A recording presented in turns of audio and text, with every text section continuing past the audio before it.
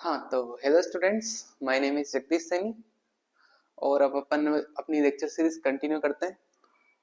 आज के इस लेक्चर में अपन पढ़ेंगे ampere circuital law. Ampere circuital law क्या होता है और क्या देखेंगे, एम्पियर सर्किटल लॉ का प्रूफ देखेंगे।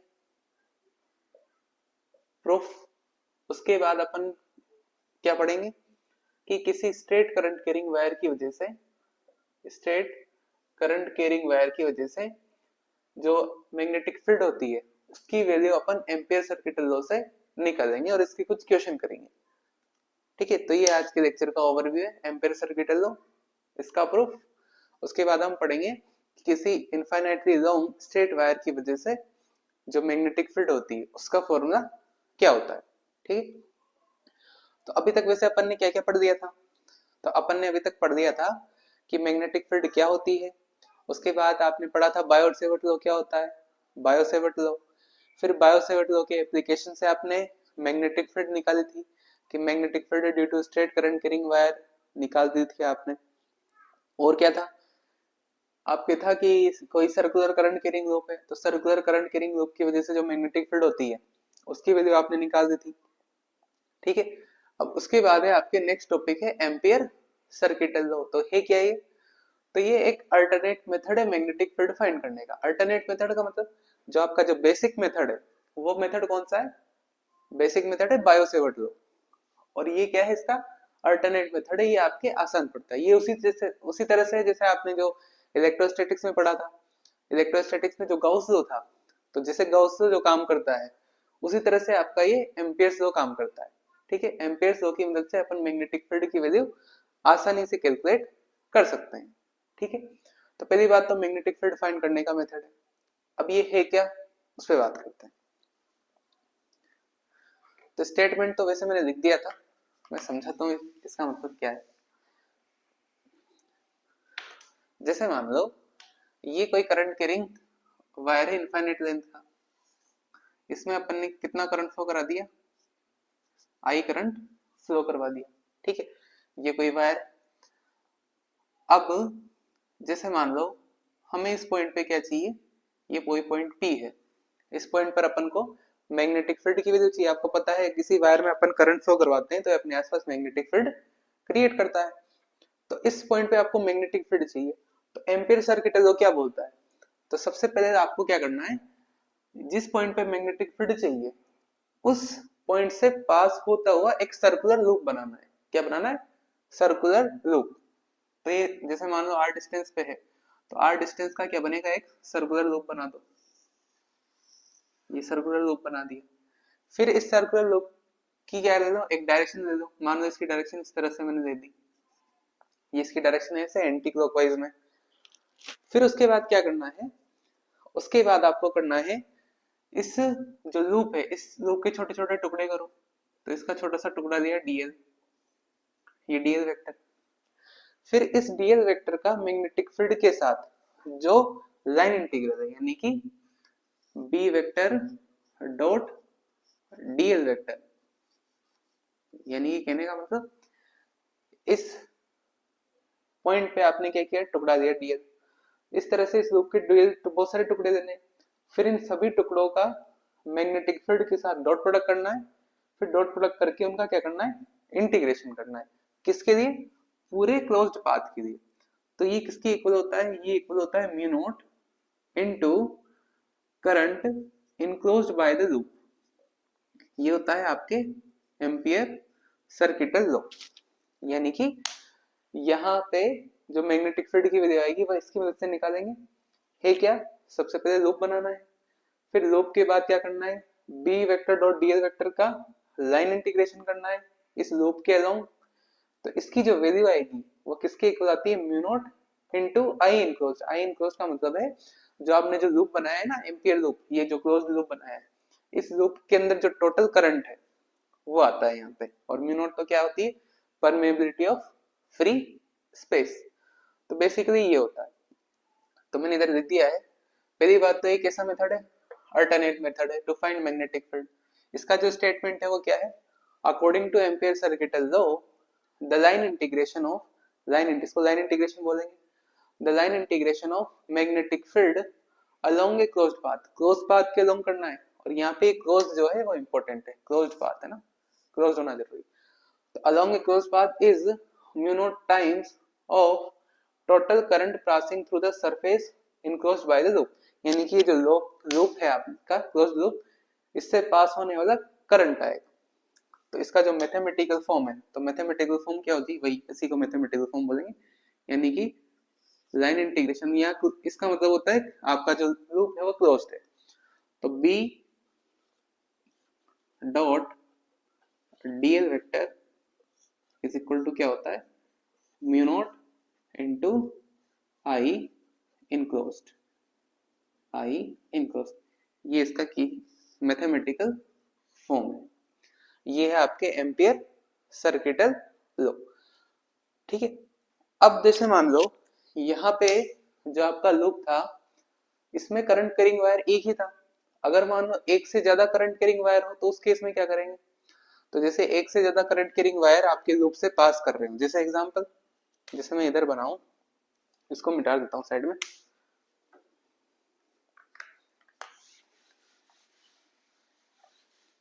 अगर मैं एक से ज्यादा वायर्स बनाऊं, जैसे आपका लूप है, मान लो ये लूप है इस तरह से, ये सर्कुलर करंट कैरिंग लूप है इस तरह से, और इसमें इस बार मान लो जो वायर्स है वह एक नहीं, मान लो 3-4 वायर्स है। तो मान लो एक वायर ऐसे है,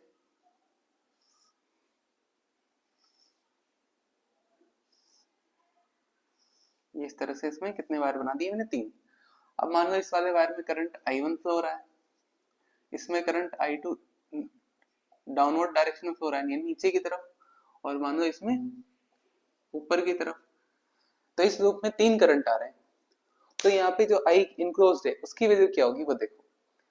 तो ये जो आई इनक्लोज्ड होगा उसके बारे में आपको देखना है, तो क्या होगा, I1 plus I2 plus I3 होगा या कुछ और होगा वो देखो।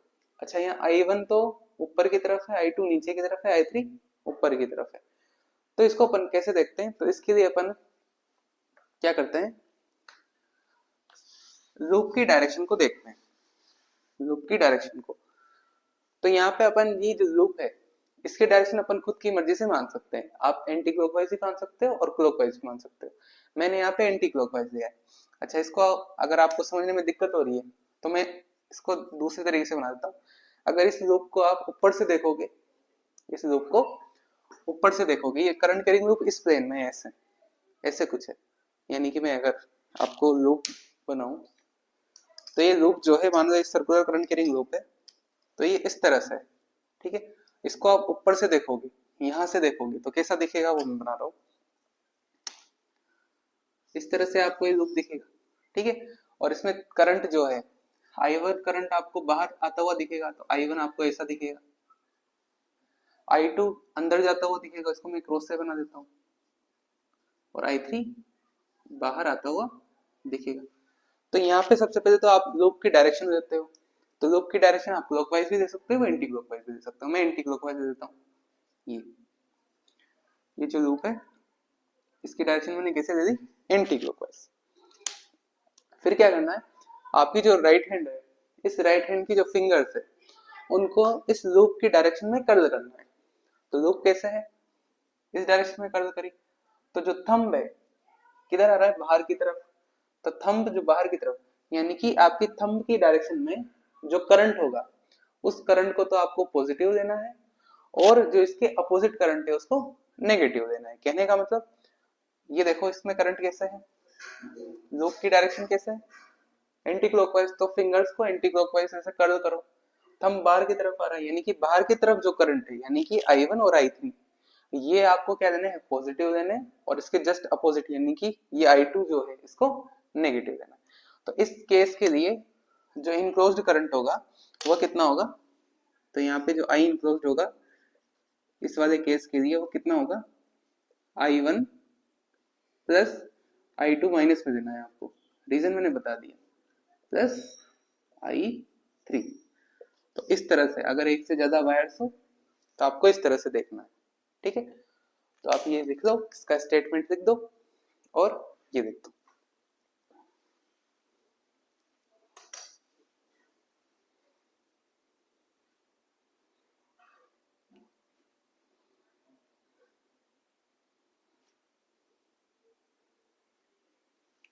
अच्छा, डायरेक्शन ऑफ करंट के बारे में लिखना है क्या, तो लिख देना यहाँ पे, इसको मिटा देते।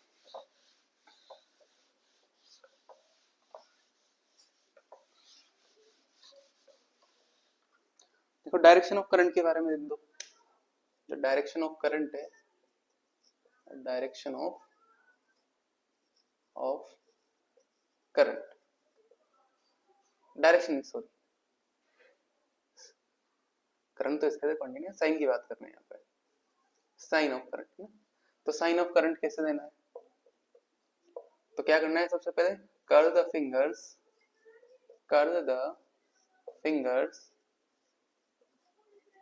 of our right hand, curve the fingers of our right hand along the direction of loop,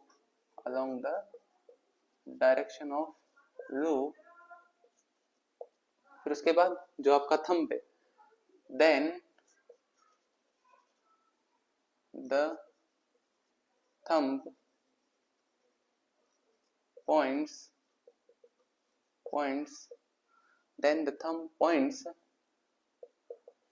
in the direction,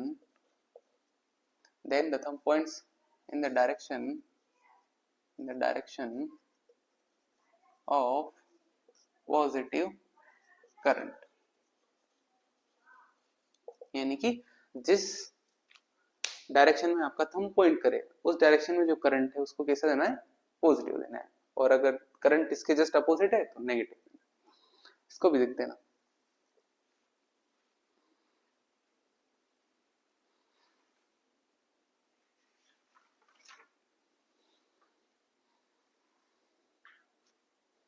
ठीक है, अब अपन इसके प्रूफ की बात कर देते हैं।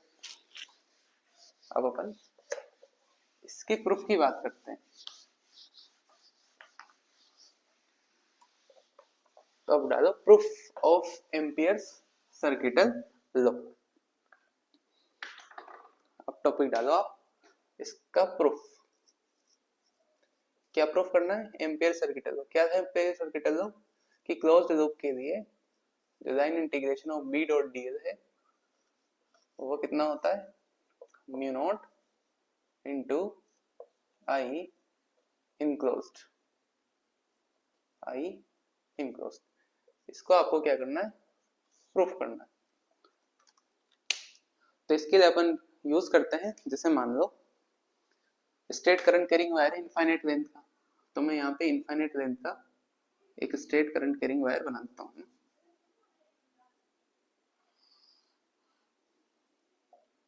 ठीक है, इनफाइनाइट लेंथ का है, इसमें मैंने करंट कितना फ्लो करा दिया, आई करंट फ्लो करा दिया। इससे आर डिस्टेंस पे एक पॉइंट पी है। ठीक है, इस पॉइंट पी पर आपको मैग्नेटिक फील्ड की वैल्यू जो है वो प्रीवियस नॉलेज यानी कि बायो सेवर्ट उसे पता होती है, हमें तो प्रूफ करना है। तो आपको ऑलरेडी पता है कि अगर कोई इनफाइनाइट लेंथ का स्ट्रेट करंट कैरिंग वायर है उसमें आई करंट फ्लो करवा रखा है, तो इस पॉइंट पे जो मैग्नेटिक फील्ड की वैल्यू होती है वो कितनी होती है, तो magnetic field eight point infinite length के लिए तो उसका फॉर्मूला होता है mu not upon 4 pi 2i upon जो डिस्टेंस है यानी कि 2i अपॉन r। ठीक है, यहाँ r से दिखा ये r है ना, r, ये फॉर्मूला आपको पता है। ठीक है, अब अपन चेक कर रहे हैं कि ऐसा कुछ आता है नहीं आता। तो देखो सबसे पहले आप क्या करोगे, एम्पियर लूप बनाओगे। तो यहाँ पे एक क्लोज्ड लूप बनाना है, इस तरह से बनाना है कि पॉइंट P जो है वो उस लूप के ऊपर हो। तो इसमें r रेडियस का क्या हो जाएगा, एक सर्कुलर लूप बन जाएगा इस तरह से। ठीक है, और इसकी डायरेक्शन कैसे देनी है, एंटी क्लॉकवाइज देनी। अब क्या करना है, लाइन इंटीग्रेशन करके देखो।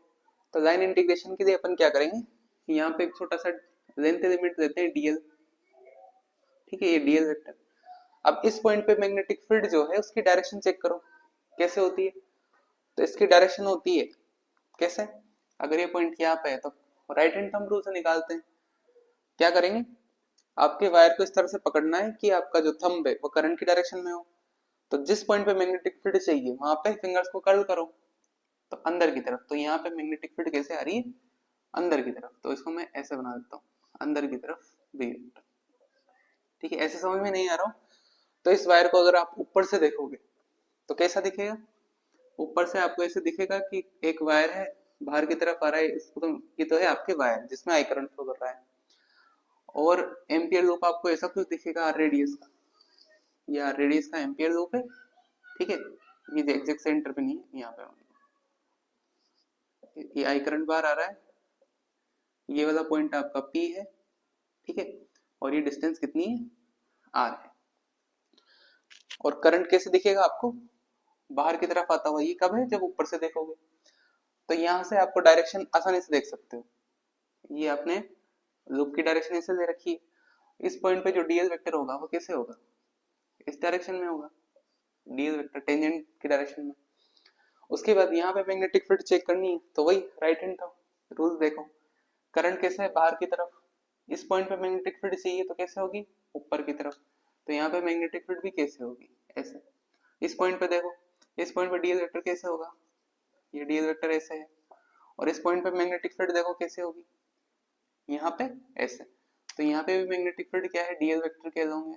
इस वाले पॉइंट पे देखो, इस वाले पॉइंट पे, इस वाले पॉइंट पे डीएल वेक्टर कैसे होगा? ऐसे। करंट की डायरेक्शन में होता है ना, तो इस पॉइंट पे करंट कैसे है? नीचे की तरफ है, तो डीएल वेक्टर। मैग्नेटिक फील्ड देखो कैसे हो जाएगी? मैग्नेटिक फील्ड भी ऐसा, यानी कि यहाँ पे भी थीटा जीरो, यहाँ पे देखो, यहाँ पे ऐसे होगा। तो हर जगह आपको दिख रहा है डीएल और बी वेक्टर के बीच का एंगल कितना है? 0 डिग्री है। ठीक है, तो यहां से देखो आप इंटीग्रेशन जो बी डॉट डीएल है वो करो, तो बी डॉट डीएल क्या हो जाएगा? इंटीग्रेशन बी डीएल और कोस थीटा आता। थीटा आपको कितना दिख रहा है हर जगह? 0 डिग्री दिख रहा है। रीजन क्या है? क्योंकि हर जगह पे मैग्नेटिक फील्ड और डीएल वेक्टर क्या है? पैरेलल है। उधर देख लो डायग्राम से। तो यहां से क्या आ जाएगा? बी की वैल्यू देखो कितनी है? मिनोट अपॉन 4 पाई, तो वैल्यू रखो, बी की वैल्यू है मिनोट upon 4 pi 2i upon R into DL, और कोस जीरो कितना होता है? 1। अब देखो इसको अगर आप सॉल्व करोगे तो आपकी ये वैल्यू आना चाहिए। अगर ये वैल्यू आती है तो आपका जो एम्पियर लॉ है वो सही है, अगर ये वैल्यू नहीं आती तो एम्पियर लॉ गलत है। तो देखो, तो यहां से क्या हो जाएगा? मिनोट अपॉन, अच्छा काट दूं क्या? तो ये हो जाएगा कितना? 2 पाई आई अपॉन, अच्छा इस फॉर्मेट में इस वजह से लिखा है, जनरली मुझे इस फॉर्मेट में याद रहता है ना, इस वजह से ऐसा लिखा है। और इंटीग्रेशन यहाँ पे क्या बचेगा? डी, क्योंकि ये सब कांस्टेंट है, मिनोट constant, 2 pi constant, current constant, distance fix है, तो इंटीग्रेशन डीएल। इंटीग्रेशन डीएल का मतलब इन डीएल के सभी टुकड़ों को अगर जोड़ दोगे आप, ये डीएल डीएल डीएल सभी टुकड़ों को जोड़ दोगे तो आपकी क्या आ जाएगी? इस सर्कुलर लूप की लेंथ आ जाएगी। तो इस सर्कुलर लूप की लेंथ कितनी होगी? सर्कमफेरेंस के इक्वल। सर्कमफेरेंस कितना होता है? 2 पाई आर। तो यहाँ पे इंटीग्रेशन डीएल की जगह क्या आ जाएगा? 2 पाई आर आ जाएगा। तो मिनोट upon 2 pi I upon R, और ये कितना आ जाएगा? 2 पाई आर। तो देखो यहाँ से 2 पाई से 2 पाई कैंसिल, अच्छा आर से आर कैंसिल, तो कितना आ गया? Mu naught I. तो म्यू नॉट आई होता है, इसका मतलब आई क्या है यहाँ पे? जो आपका सर्कुलर लूप बना है उसमें कितना करंट इनक्लोज्ड है? एक ही वायर है, तो आई करंट है, तो म्यू नॉट आई आ गया। इसका मतलब ये किसके इक्वल आ गया? आरएचएस की। तो इसका मतलब आपका जो एम्पियर लॉ है वो सही है। तो ये इसका प्रूफ हो गया कि इंटीग्रेशन बी डॉट डीएल की वैल्यू क्या आती है। इधर क्या चल रहा था अपने? बी डॉट डीएल चल रहा था, तो बी डॉट डीएल कितना आता है? म्यू नॉट इंटू आई आता है। तो ये क्या हो गया? इसका प्रूफ हो गया। इसको आप देख लो, नोट कर दो।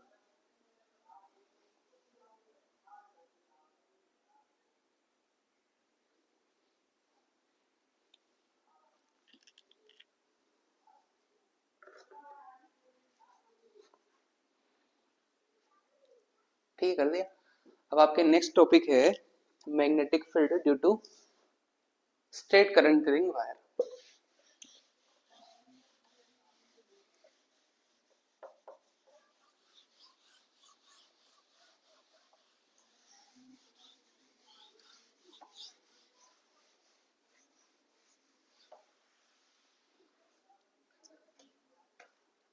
नेक्स्ट टॉपिक देखना, magnetic field, magnetic field, magnetic field due to straight, magnetic field due to straight current carrying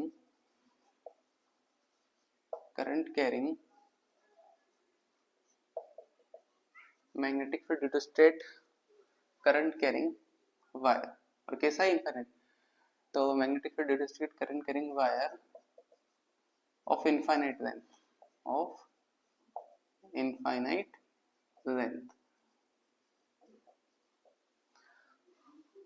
ampere circuit law से आपको क्या करना है, मैग्नेटिक फील्ड की वैल्यू बतानी है। आपको पता तो है, लेकिन वो जो है वो किससे पता है आपको, बायो-सेवर्ट लॉ से पता है, जो अभी मैंने दिखा था ना, कितनी थी, mu naught upon 4 pi 2i upon r, वो कहां से आई थी, बायो-सेवर्ट लॉ से आई थी। अब आपको एम्पियर सर्किट लॉ का यूज करते हुए उस फॉर्मूले को डिराइव करना है, तो देखो कैसे करेंगे। तो सबसे पहले मैं डायग्राम बना देता हूँ। तो सबसे पहले तो करंट कैरिंग वायर बनाऊं, इनफाइनाइट लेंथ का ये वायर मान लो इस तरह से, इस वायर में कितना करंट फ्लो हो रहा है, आई करंट फ्लो करवा दिया हमने, ठीक है। क्या करना है, यहां से मान लो पर्टिकुलर किसी डिस्टेंस पे, ए डिस्टेंस पे, आर डिस्टेंस पे क्या है, पॉइंट पी है, पॉइंट पी, डिस्टेंस कितनी दूं, ए देखना चाहो तो ए लिख दो, आर देखो तो ए लिख देता हूं, ए डिस्टेंस पे क्या है आपका, पॉइंट पी है। इस पॉइंट पे आपको क्या चाहिए, मैग्नेटिक फील्ड की वैल्यू चाहिए, और किसका यूज करते हुए फाइंड करनी है, एम्पियर सर्किट लॉ का। तो कैसे करेंगे वो देखो। तो सबसे पहले तो आप एक बार एम्पियर सर्किट लॉ देखो होता क्या है। तो एम्पियर जो सर्किट लॉ होता है, एक बार उसको देखो होता क्या है। तो एम्पियर सर्किट लॉ क्या होता है, तो integration B dot D L, यानी कि line integration of B dot D L is equal to क्या होता है, mu naught into I enclosed, ठीक है। तो सबसे पहले फर्स्ट स्टेप है, आपको क्या करना है, स्टेप फर्स्ट में आपको सबसे पहले लूप बनाना है, एम्पियर लूप, यानी कि जो क्लोज्ड लूप है, पहला काम लूप बनाने का। तो लूप कैसे बनेगा, इस तरह से बनाना है लूप कि आपका पॉइंट पी उस लूप के ऊपर होना चाहिए और आपका वायर उस लूप के अंदर आना चाहिए। तो यहाँ पे ए डिस्टेंस पे पॉइंट पी है, तो ए रेडियस का क्या बन जाएगा, एक सर्कुलर लूप बन जाएगा, ठीक है, जिसकी रेडियस कितनी है, ए रेडियस का लूप बन गया। और इसकी डायरेक्शन दे दो, आप क्लॉकवाइज भी दे सकते हो, एंटी क्लॉकवाइज, मैं एंटी क्लॉकवाइज देता हूँ, ठीक है। ऐसे अगर आपको समझ में नहीं आ रहा हो तो इसका अपर भी बना देता हूँ मैं, ऊपर से आप अगर इस वायर को देखोगे तो कैसा दिखेगा आपको, एम्पियर लूप तो ऐसा नजर आएगा, ये एम्पियर लूप, ये इसका, और यहाँ पे करंट जो है आपको आपकी तरफ आता हुआ दिखेगा, तो ये करंट आई बना देता हूँ मैं। ये आपका पॉइंट पी है, कितनी डिस्टेंस पे, ए डिस्टेंस पे, और इसकी डायरेक्शन मैंने जैसे रखी एंटी ऐसे है, ठीक है। ये क्या है, अपर व्यू, वायर को जब ऊपर से देखोगे ना ऐसा कुछ दिखेगा, करंट आपको ऐसा लगेगा आपकी तरफ आ रहा है, और ये पॉइंट पी इधर दिखेगा, और ये आर रेडियस का क्या हो गया, मतलब ए रेडियस का क्लोज्ड लूप हो गया। अब क्या करना है आपको, स्टेप सेकंड, इसके टुकड़े करने हैं, और टुकड़े करके बी डॉट डी एल का लाइन इंटीग्रेशन करना है। तो वो देखो अब, तो यहाँ पे अपन ने क्या दिया, एक टुकड़ा दिया डीएल, इस तरह से इसका टुकड़ा कर दिया। इसकी डायरेक्शन कैसे होगी, करंट की डायरेक्शन, यानी कि डीएल वेक्टर कैसे होगा, ऐसे यहाँ पे शो करूं तो डीएल वेक्टर कैसे होगा, इस तरह से होगा। अब मुझे डॉट प्रोडक्ट करना है, अब डॉट प्रोडक्ट है तो यहाँ पे देखो डॉट प्रोडक्ट में आता है cos थीटा, तो magnitude of B, magnitude of DL into cos theta is equal to mu naught into I enclosed. अच्छा, ये जो आपका जो सर्कुलर लूप है, एम्पियर लूप, इसके अंदर टोटल करंट कितना दिख रहा है, आई दिख रहा है, तो यहाँ पे तो क्या आ जाएगा, म्यू नॉट आई आ जाएगा। अब ये थीटा कितना है वो देखो, तो थीटा कैसे देखोगे, मैग्नेटिक फील्ड की डायरेक्शन देख लो, इस पॉइंट पे मैग्नेटिक फील्ड कैसे होगी, अभी जस्ट पहले बताया, यहाँ पे ऊपर की तरफ, यहाँ पे इस वाले पॉइंट पे मैग्नेटिक फील्ड इधर, इस वाले पॉइंट पे मैग्नेटिक फील्ड नीचे, इस वाले पे इधर, यानी कि मैग्नेटिक फील्ड जो है वो डीएल वेक्टर की डायरेक्शन में है, तो थीटा कितना होगा 0 डिग्री। यहाँ पे डीएल वेक्टर ऐसे है, मैग्नेटिक फील्ड भी ऐसे होगी, तो दोनों के बीच में एंगल कितना है 0 डिग्री। तो यहाँ से मैं लिख सकता हूँ बिकॉज बी वेक्टर और डीएल वेक्टर एक दूसरे के क्या है पैरेलल है, तो इसका मतलब थीटा कितना दिख रहा है यहाँ पे 0 डिग्री। तो क्या आ जाएगा integration B D L cos 0 is equal to mu naught I. तो यहाँ से क्या आ गया बी डी एल कोस 0 1 होता है। अब उसके बाद देखो ये जो लूप है, इस लूप के हर पॉइंट की जो करंट कैरिंग वायर से डिस्टेंस है वो सेम है अलग अलग है? तो सेम है, हर पॉइंट की डिस्टेंस ए है, ये भी ए है, ये भी ए है, ये डिस्टेंस ए है, ये डिस्टेंस ए है। तो इसकी वजह से जो मैग्नेटिक फील्ड का मैग्नीट्यूड होगा वह हर जगह सेम होगा अलग अलग होगा, क्योंकि हर पॉइंट की डिस्टेंस सेम है, करंट सेम है, तो क्या होगा मैग्नेटिक फील्ड का जो मैग्नीट्यूड होगा वो हर जगह सेम होगा। तो क्योंकि मैग्नेटिक फील्ड जो है वह क्या है कांस्टेंट है, तो magnetic field is constant, magnitude की बात कर रहा हूँ ना, magnitude of magnetic field is constant. तो इसका मतलब इसको मैं बाहर लिख सकता हूँ इंटीग्रेशन के साइन से, तो इंटीग्रेशन के साइन से मैग्नेटिक फील्ड बाहर आ जाएगी, यहाँ बचेगा इंटीग्रेशन डीएल और कोस 0 तो 1 होता है is equal to mu naught into I. अब ये जो डीएल है वो क्या है इंटीग्रेशन, इंटीग्रेशन के अंदर डीएल है, यानी कि क्या आ जाएगा ये जो आपने क्लोज्ड पाथ बनाया है, क्लोज्ड लूप बनाया है, इसकी जो डिस्टेंस है यानी कि डीएल, यानी कि इनके सभी टुकड़ों को आप जब जोड़ दोगे तो क्या आ जाएगी इस लूप की लेंथ आ जाएगी।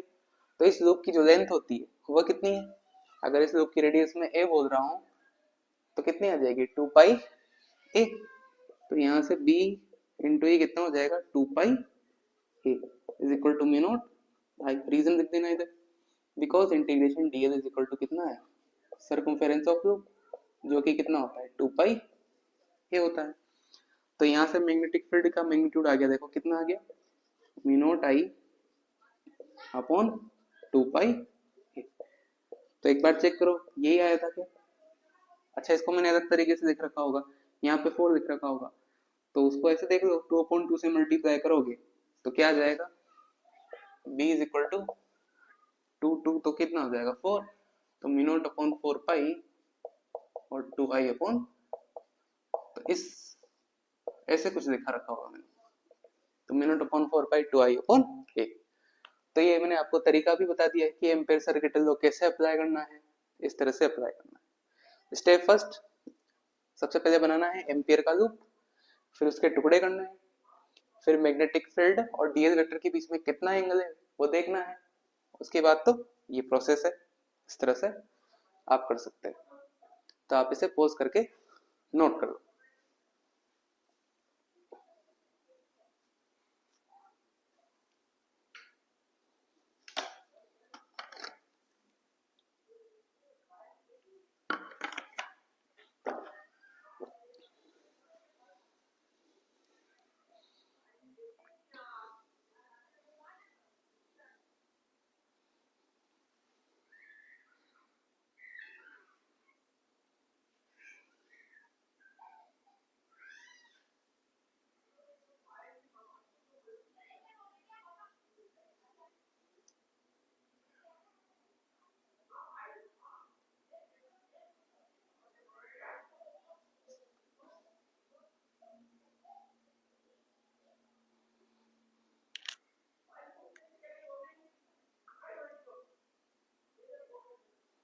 ठीक है, अब इसके नेक्स्ट आगे एक क्वेश्चन देता हूं आपको।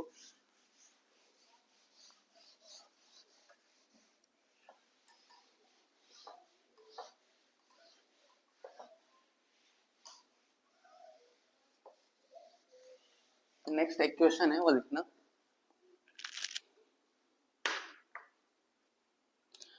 फाइंड मैग्नेटिक फील्ड, क्वेश्चन है find magnetic field, find magnetic field due to infinitely long, due to infinitely long cylindrical infinitely long cylindrical wire carrying current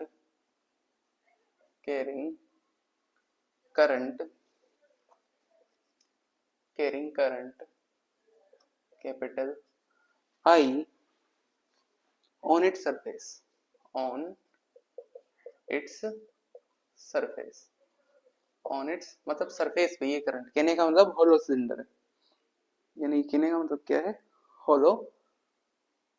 तो find magnetic field due to cylindrical wire carrying current I on its surface bracket में inside and outside wire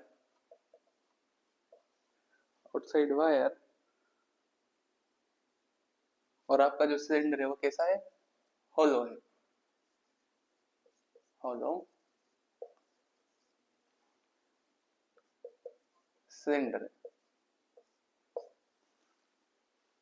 at distance r from its axis at distance r from its axis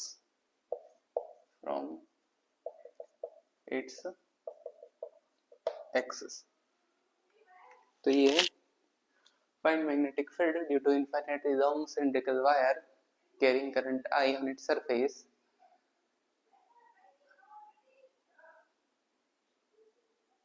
at distance r from its axis.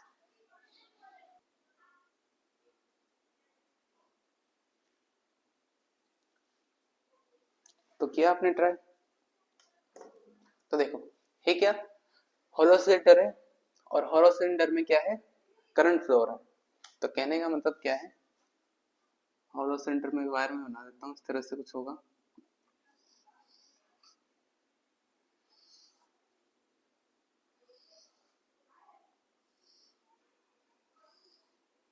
ये इसकी axis है, ठीक है. इसकी जो radius है वो मैंने माना कितनी रखी है, कैपिटल आर रेडियस का वायर है, यानी कि होलो सिलेंडर, ठीक है. और इसमें कितना करंट फ्लो हो रहा है, आई करंट फ्लो हो रहा है. तो इसमें टोटल करंट कितना फ्लो हो रहा है, इस सिलेंडर में होलो है ये, तो करंट केवल सरफेस पे है, तो कितना करंट है, आई करंट है, आई करंट है. तो आपको बताना है magnetic field at a distance r. तो यहाँ तीन केस हो सकते हैं, एक तो इनसाइड द सिलेंडर, एक आउटसाइड द सिलेंडर.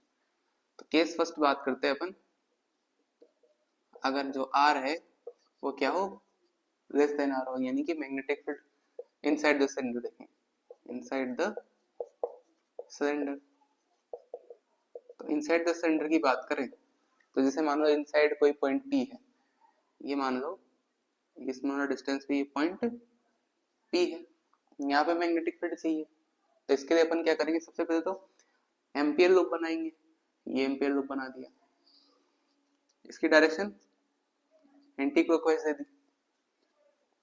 उसके बाद एक बार एम्पियर लूप, एम्पियर सर्किल लो क्या होता है वो लिख दो, B dot D L is equal to कितना होता है, mu naught into I enclosed.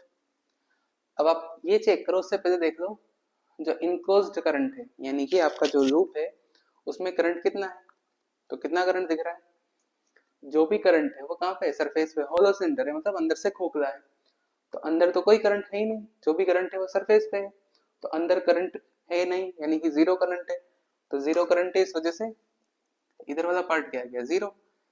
तो इधर वाला पार्ट जीरो आ गया, इसका मतलब क्या है कि B dot D L zero है. तो इसका मतलब जो मैग्नेटिक फील्ड होगी इनसाइड द सिलेंडर वो भी कितनी होगी, जीरो. तो आपका जो होलो करंट कैरिंग वायर है, होलो सिलेंडर है, उसमें मैग्नेटिक फील्ड कितनी होती है, जीरो होती है. कहाँ पे, इनसाइड. केस सेकंड, आउटसाइड के लिए क्या होगा, तो पहले आप इसको नोट करो और एक बार ट्राई करो केस सेकंड. तो केस सेकंड में क्या हो जाएगा, आपका पॉइंट बाहर होगा, तो मैं लिख देता हूं यहाँ पे केस सेकंड. केस सेकंड में जो आपका पॉइंट है वो बाहर है, यानी कि outside the cylinder, outside the cylinder, outside the cylinder है। तो देखो पॉइंट इस बार बाहर है, तो मान लो पॉइंट कहाँ पे है, यहां से r डिस्टेंस पे ये कोई पॉइंट P है, ठीक है, एक्सिस से। इस पर आपको क्या निकालना है, मैग्नेटिक फील्ड की वैल्यू चाहिए। तो सबसे पहले तो आप एम्पियर लूप बनाओ। तो एम्पियर लूप कैसे बनेगा, ऐसे कुछ बनेगा रेडियस का, ठीक है। उसके बाद वही सेम प्रोसेस, इस बार आई इन क्रॉस जीरो नहीं है, दिख रहा होगा आपको। तो क्या करना है भाई, इसके टुकड़े करने हैं। तो पहले तो इसकी डायरेक्शन ले लेते हैं अपन, ये इसकी डायरेक्शन है, फिर टुकड़े लो, यहाँ पे ds वेक्टर लो, फिर दोनों के बीच में एंगल देखो।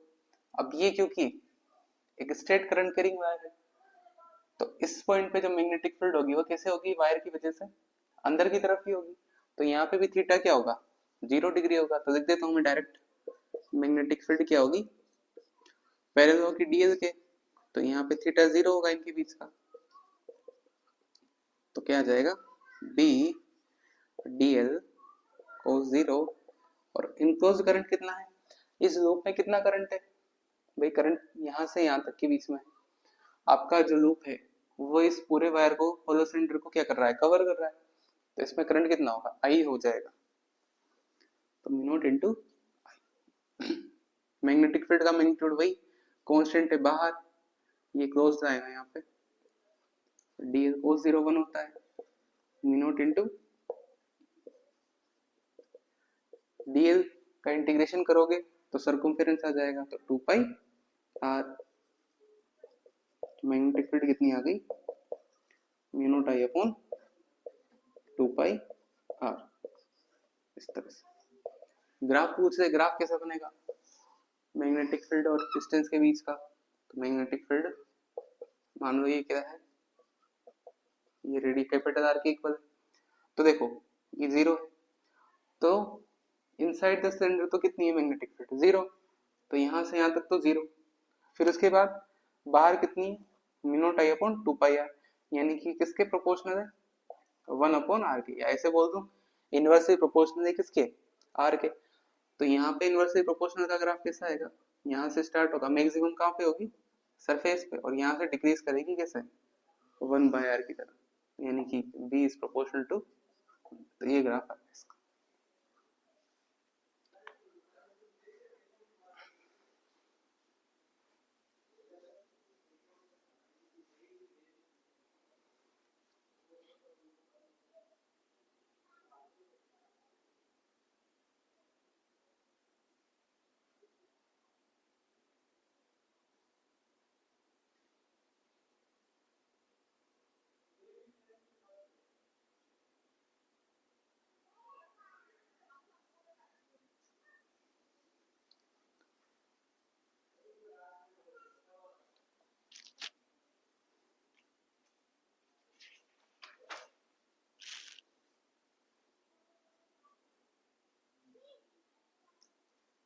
ठीक है, अब नेक्स्ट है, उसको अपन नेक्स्ट वीडियो में करते हैं, ठीक है। तो इसके बाद में कराऊंगा जो आपका, ये तो कौन सा सिलेंडर था, होलो सिलेंडर। अगर सॉलिड सिलेंडर हो और ये करंट जो है वो इक्वली डिस्ट्रीब्यूटेड हो, तो फिर क्या होगा, एक बार आप घर पे ट्राई करना। क्या बोल रहा हूँ मैं, सॉलिड सिलेंडर है, ये तो होलो था, अगर सिलेंडर कैसा हो, सॉलिड हो, उसमें अपन ने करंट आई फ्लो करवा दिया, और करंट क्या है, उसके क्रॉस सेक्शन एरिया में अगर यूनिफॉर्मली डिस्ट्रीब्यूट हो जाता है, तो बाहर, सरफेस पर और अंदर मैग्नेटिक फील्ड क्या होगी, इसको एक बार ट्राई करना, ठीक है। तो आज का लेक्चर यही करते हैं समाप्त अपन। तो थैंक यू।